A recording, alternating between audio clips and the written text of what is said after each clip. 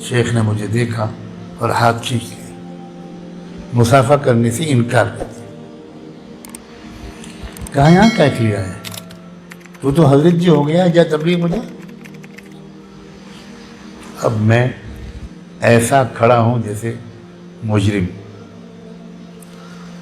بالکل شیخ نے مصافحہ نہیں کیا۔ مجھے اپنی غلطی کا احساس ہوا، میں تو سمجھ رہا تھا حضرت شیخ بہت خوش ہوں گے، الٹی ڈانٹ پڑ گئی۔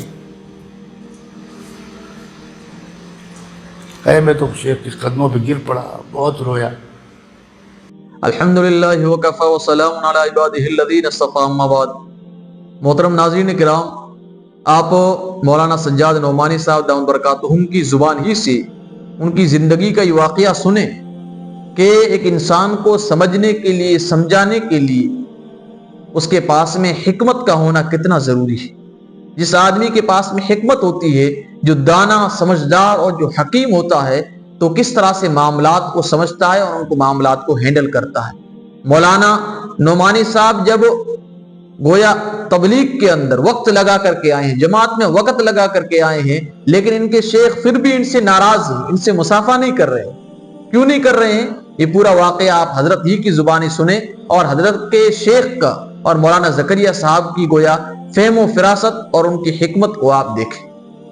میں جب طالب علم تھا مدینہ منورہ میں، تو 1 سال کی پوری چھٹیاں میں نے جماعت میں لگائیں، تقریباً 3-4 مہینے کی چھٹی، 3-3.5 مہینے کی جماعت میں وقت لگا کر جب واپس آیا تو شیخ المشائخ، قطب الافاق، ولیوں کے سردار شیخ الحدیث حضرت مولانا زکریا صاحب رحمۃ اللہ علیہ وہی مدینے میں تھے، اور بہت میں ان کی حاضر ہوا کرتا تھا، بہت شفقت کرتے تھے، بے پناہ توجہ تھی، حضرت والد صاحب کی وجہ سے تھی۔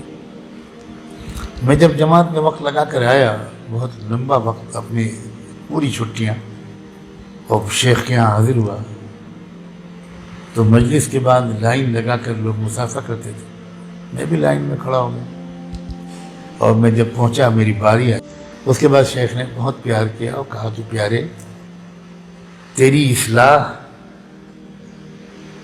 اپنے باپ کی پٹی سے لگے رہنے میں ہے، تو مجھ سے پوچھتا تو میں کبھی تجھے جماعت میں جانے دے دیتا۔ پہلے ہی دن، جس دن چھٹی ہو اس دن پہلی فلائٹ سے گھر جایا کر اور آخری فلائٹ سے واپس آیا کر، تیری اصلاح اس میں ہے۔ اب یہ ہے مرد دانا، مرد حکیم، ورنہ جماعت میں جانے سے بہتر بھی کوئی عمل ہے۔ لیکن وہ جانتے تھے، وہ لوگ وہی جانتے ہیں، ہم نہیں جانتے کہ اصل میں اس کی اصلاح وہاں ہوگی جہاں اس کا تکبر ٹوٹے گا، جہاں اس میں تواضع آئے گی، جہاں اس کو دن میں 5 بار ڈانٹ پڑے گی۔ وہاں اچھی اصلاح تھوڑے ہوگی جہاں اس کے بیانات ہوں گے اور تقریریں کرے گا اور تشکیلیں کرے گا، وہاں تھوڑی اصلاح ہوگی۔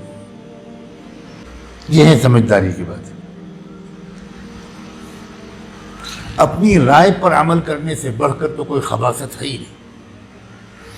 اعجاب کل ذی رأی برأیہ، اکثر لوگ اپنی رائے پر اصرار کرتے ہیں، نہ باپ کی مانتے ہیں، نہ ماں کی مانتے ہیں، نہ استاد کی، نہ شیخ کی۔ ان کا ارأیت من اتخذ الہہ ہوا، ان کا جو معبود ہے، مطاع ہے، پیر ہے، شیخ ہے، مربی ہے، وہ ان کا نفس ہے، اور نفس خبیث ہے۔